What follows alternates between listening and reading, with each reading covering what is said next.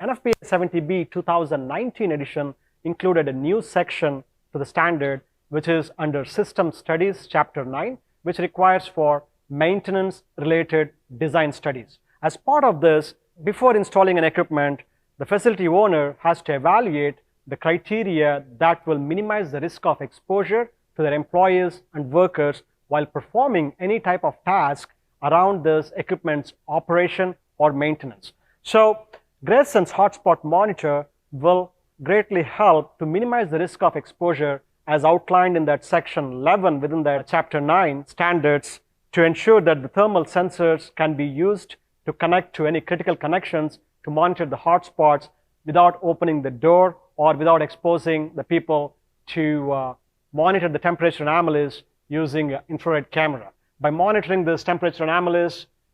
through this continuous monitoring sensors, one can greatly minimize the risk of exposure and then be able to monitor the equipment anomalies. NFPA 70B introduced under Chapter 9, which is System Studies, a section